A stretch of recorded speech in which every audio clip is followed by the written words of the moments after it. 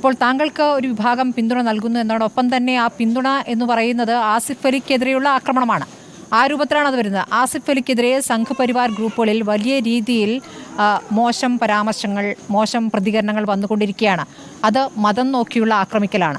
അപ്പോൾ അങ്ങനെ ചെയ്യുന്നവരോട് ചില കാര്യങ്ങൾ കൂടി താങ്കൾ പറയേണ്ടതല്ലേ? ഈ ഘട്ടത്തിൽ അതിനൊരു ഉത്തരവാദിയായി എന്നതിൻ്റെ ഘട്ടത്തിൽ താങ്കൾക്ക് അതിൻ്റെ ഒരു ഉത്തരവാദിത്തമുണ്ട്. അതിന്മേലൊരു പ്രതികരണം നടത്തേണ്ടതുണ്ട്. അവരോട്, ആസിഫ് അലി ആക്രമിക്കുന്നവരോട് താങ്കൾക്ക് എന്താണ് പറയാനുള്ളത്?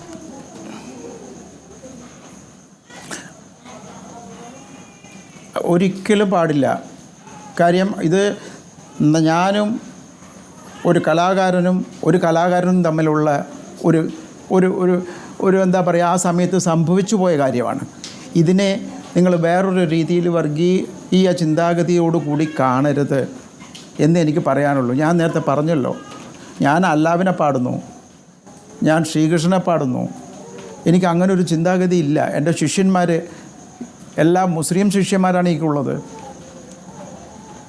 അതെന്താ മനസ്സിലായി? എൻ്റെ ഗുരു ഉസ്താദ് നസേഗ് ഖലിഖാനാണ്. ഖാൻ സാഹിബ് മുഹമ്മദ് ഹുസൈൻ ജിയാണ് എൻ്റെ ഗുരു.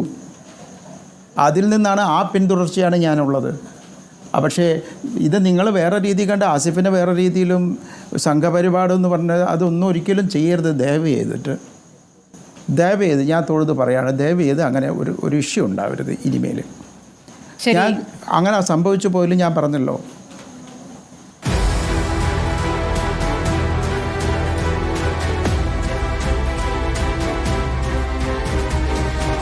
ഡിബേറ്റ് വിത്ത് സ്മൃതി പരുത്തിക്കാട്.